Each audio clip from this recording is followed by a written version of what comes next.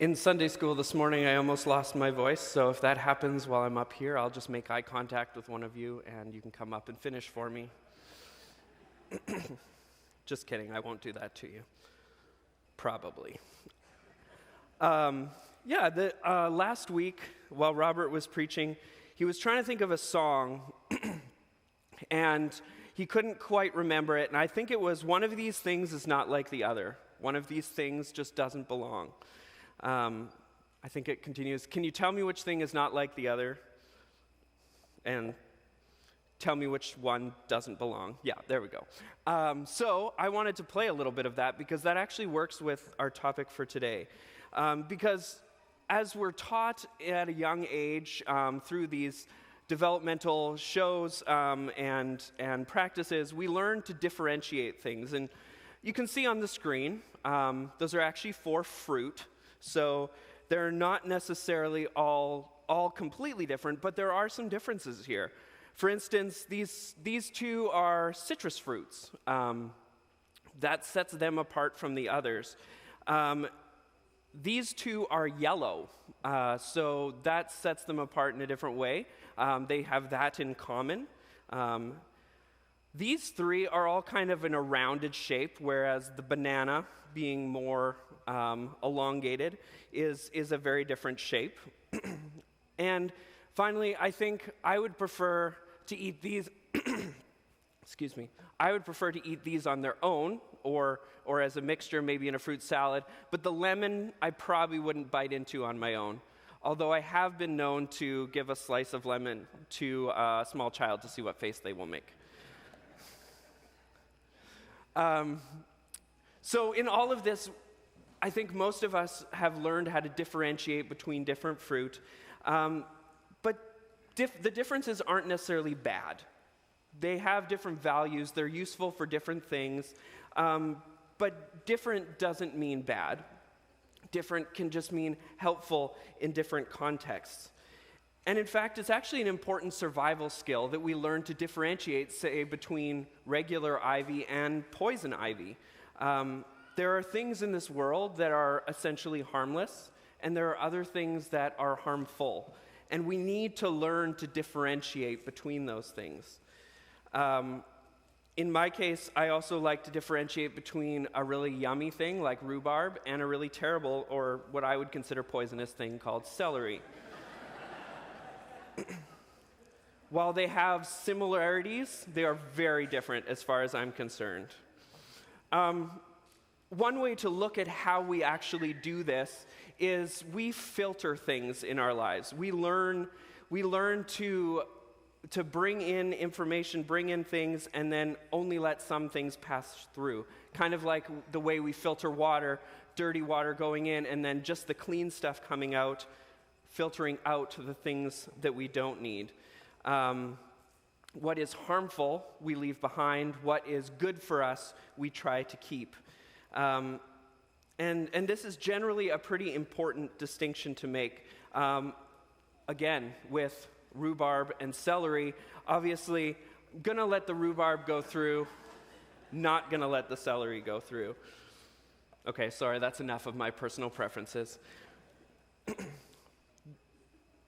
Paul also makes a distinction kind of like this.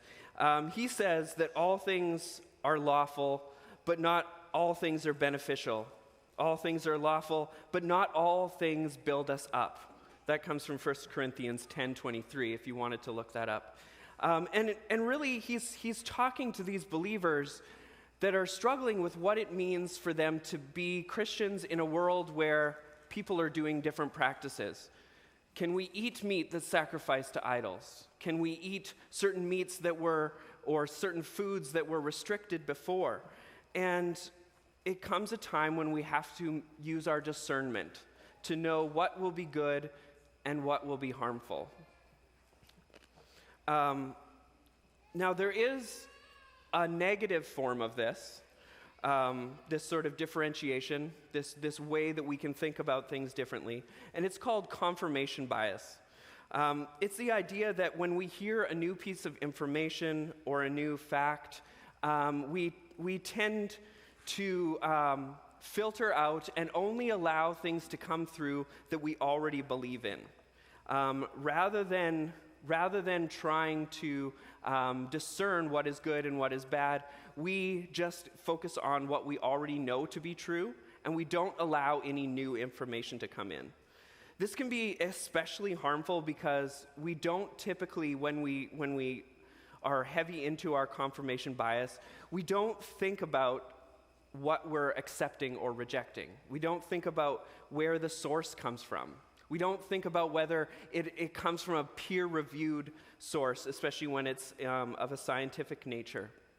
We don't think who's funding this project. If you want to know what something's bias is, follow the money. And finally, I think sometimes we trust memes a little too much.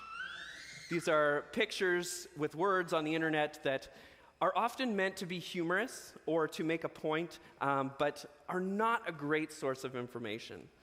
And in reality, I think not everything or most things are not 100% good or 100% bad. We need to learn to be discerning, like with those fruits. When will we use each kind of fruit? What will be helpful? What will be harmful? We need to avoid the tendency to pigeonhole people or ideas or groups of people, because if we do that, we will miss out on something. And so, again, Paul in Philippians encourages us to focus on whatever is true, honorable, just, pure, pleasing to God, commendable, excellent, and worthy of praise. He encourages us to think about these things, not the things that always pull us apart. And that's where I think this idea of building each other up really comes into play. How can we be about this building each other up? I think it's one of those great blessings of being in community, is that we have one another here that we can rely on for support in times of need. But even when we're not in need, I think it's really important that we be willing to build each other up. And there's a few examples of what that looks like that come from our scriptures. He says, "But I appeal to you, brothers and sisters, to respect those who labor among you." So those that are doing the hard work, Sunday school teachers, people who care for our facilities and our grounds, those who volunteer in the media booth who are not seen unless something goes wrong. These are people doing hard work in the church, and there's many more. And so we need to acknowledge and respect and thank them for their work. Those that have charge of you, and this doesn't mean who are in charge of you necessarily, but to have charge is to care for. So those who care for you, if it's the people that are in a care ministry, we've got a couple different compassion ministry coming together where more visitation will be possible. We've got people like our elders that strive to care for each other, care for us as a congregation. And there are many individuals that, without even being asked, offer care to one another. It's important to respect them. And even those that admonish you. So to admonish is to warn or give advice against doing something. So to show respect, at least, for those that are challenging you in your faith, in your life. Sometimes that's me or Robert or whoever's preaching up here. But oftentimes, I think it's the people that are in our lives that care for us deeply, that will offer challenge to us, and hopefully we can respect them even in the midst of that. It also says to be at peace among ourselves. Now, the biblical vision of peace is not one of a complete absence of conflict. In fact, sometimes conflict is necessary. But the biblical vision for peace is one of wholeness. It's one of harmonious work and interaction. So if you think of the hymns that we sing, or the songs that we sing that are divided into 4 parts or 2 parts, you've got harmonies going on. Different notes are happening at the same time, and together they make something beautiful. It's the same with us, and I think that's the call of this passage, is that we would see the value in the other things that others bring, and that we would work together, not all doing the same thing, not all of us working in the kitchen or all of us serving on a music team, but spread out throughout the church, throughout our communities, throughout our world, doing the work of God's kingdom. And it says, too, be at peace, not do peace or make peace. I think it's an important distinction here to say that this is a way of life. This is something that we cultivate. It's not something we turn off and turn on. It's not something we only do in certain places. It's something that we do everywhere. It continues with something more of a challenge, talking about 3 different kinds of people: the idlers, the faint-hearted, and the weak. For all of these, we are called to be patient. But our response to these different challenges will come out differently. What that patience looks like might be different. The idlers, those that we might deem lazy, or maybe are just kind of along for the ride. Those that show up for certain things and kind of always feel like they're on the take. I think it's okay for us to challenge each other. We make a commitment when we become a part of a church. We make a commitment to serve and to love and to care for each other. But we don't often challenge each other when we're not doing it. And maybe that's too bad. There are other times when we're faint-hearted or discouraged. And we would respond to a discouraged person differently than perhaps somebody that is more idle. Someone who is discouraged needs hope. Someone who is discouraged needs encouragement. They need our love and our compassion. So we respond in kind. And then helping the weak. The weak is another way, I think, of saying those that might have some form of disability or limitation to their physical self. It's important that we be mindful of those persons. It's why for a long time we had an interpreter here every Sunday so that Graham could engage in worship here.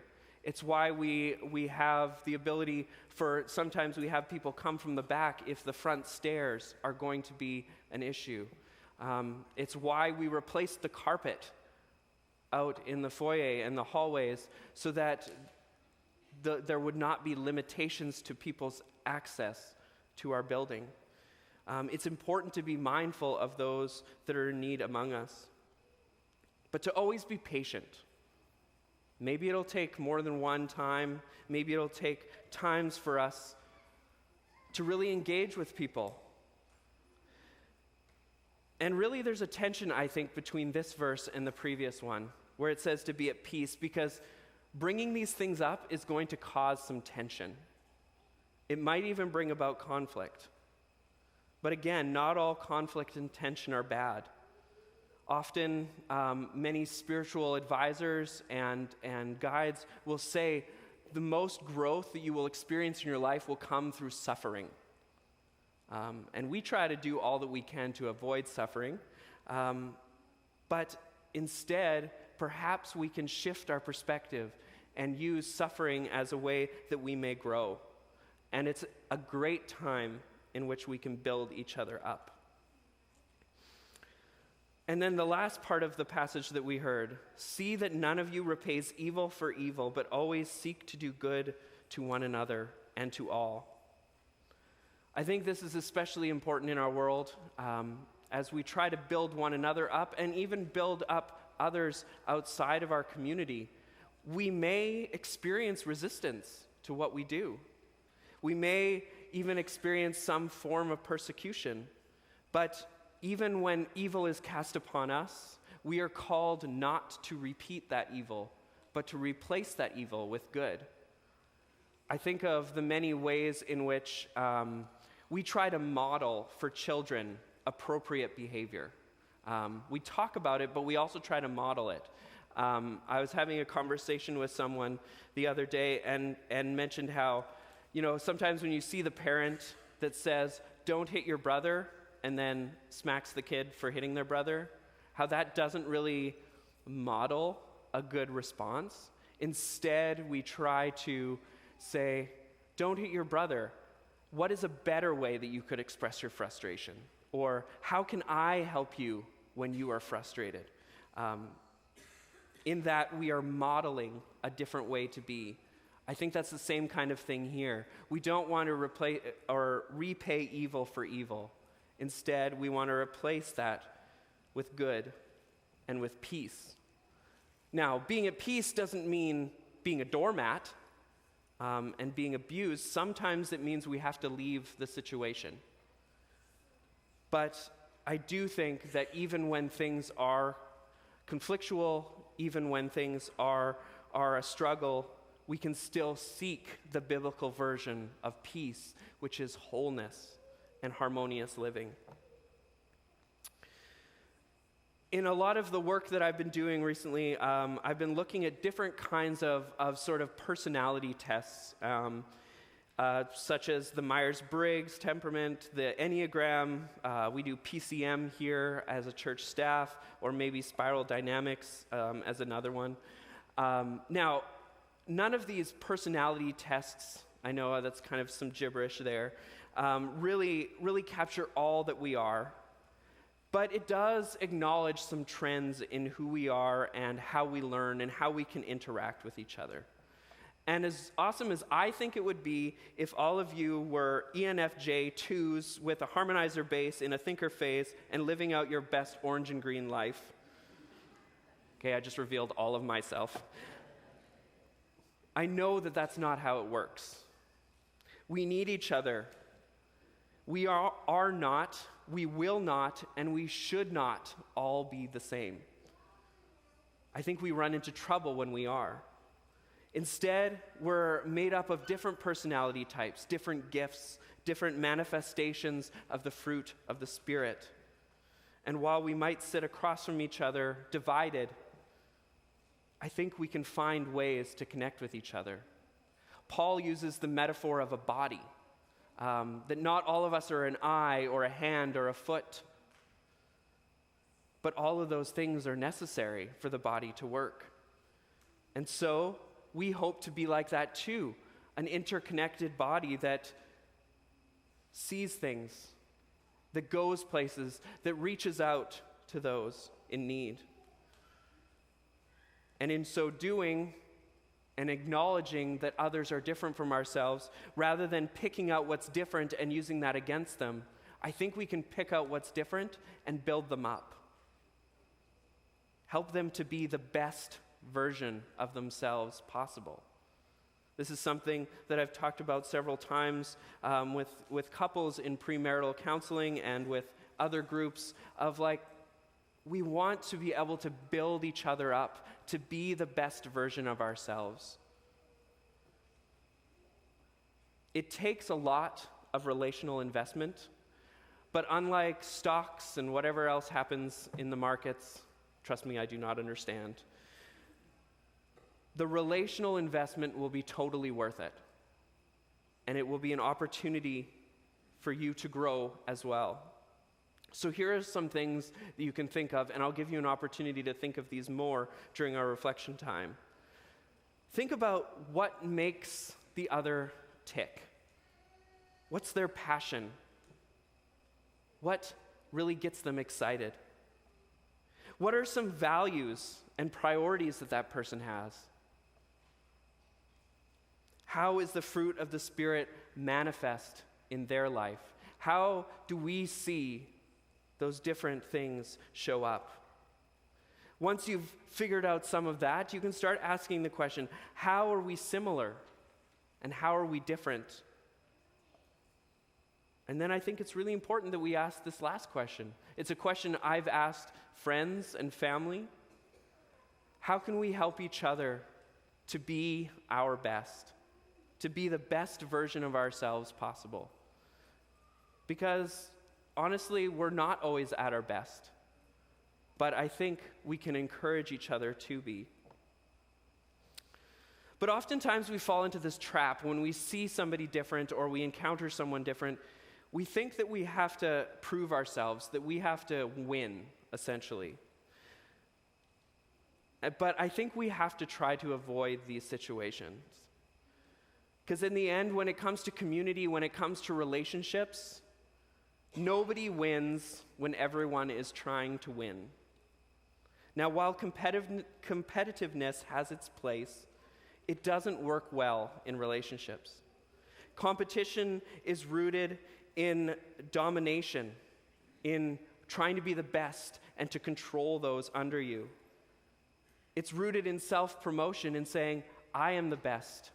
To be able to say, I have it right. Christ-like relationships, however, are rooted in mutual care, in seeing the need, seeing what's wrong, seeing the hurt, and instead of trying to use that against them, choosing it as an opportunity to love them. It's also rooted in self-sacrifice. There are times when, like Jesus encouraged his disciples, we will have to be last. We will have to be at the bottom. We will have to be the servant that washes the dirty, messy feet, not the one that gets to serve at the master's hand. Now, while competition might encourage us to build our competence, it does very little for us in companionship. In competition, we must win to prove ourselves. But we don't have to play by those rules.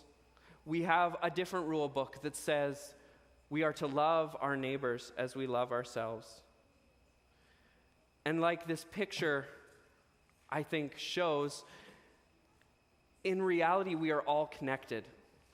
And if one of us is failing, all of us is failing.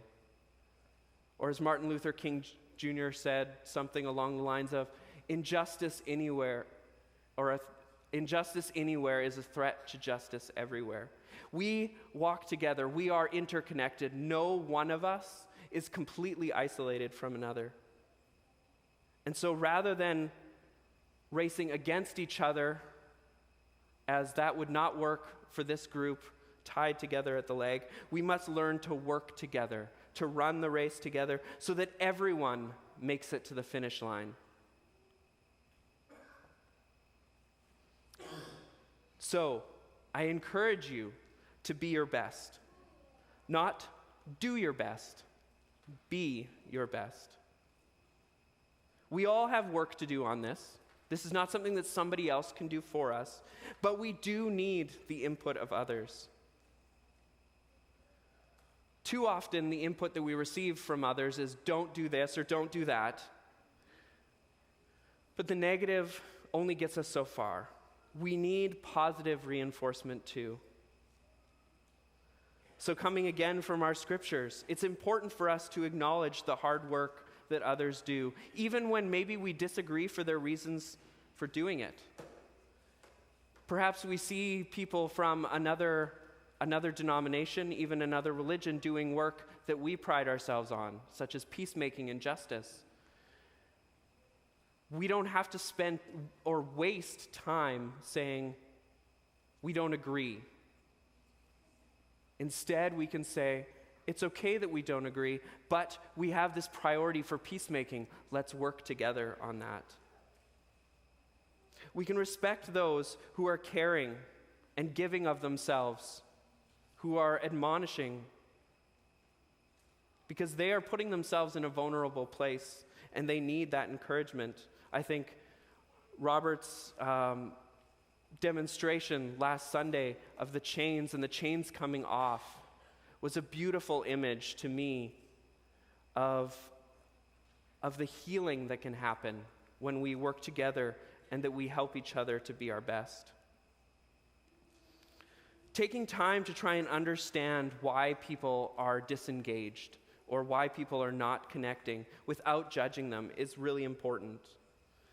To help them be the best version of themselves, maybe we have to identify what's challenging them. Maybe they're not engaged because they feel discouraged, or they feel physically unable to do it. Or maybe they just need a little nudge. That can be a huge transformational thing in somebody's life. And I've put the fruit of the Spirit, the typical fruit of the Spirit, on the screen, because I think it's really important that we identify the way the Spirit is manifesting in people's lives. Hopefully, at some point, we would embody all of these things, but I think generally, we have one or two that are really kind of our natural, our go-to. And it's helpful for us to identify those in other people, to see how that fits with our own, and to see how we can encourage them in theirs. And to identify other gifts that can complement our own. In this way, I think we can truly build each other up.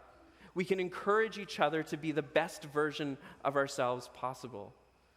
For what else is the body of Christ for but to come together, to strengthen each other, and to go out and serve the world as Jesus served? So, may we, as Heston Mennonite Church, as people, as part of this church, even those visiting today, may we all strive not only to do our best, but to be our best for the sake of our churches, our communities, and our world. Amen.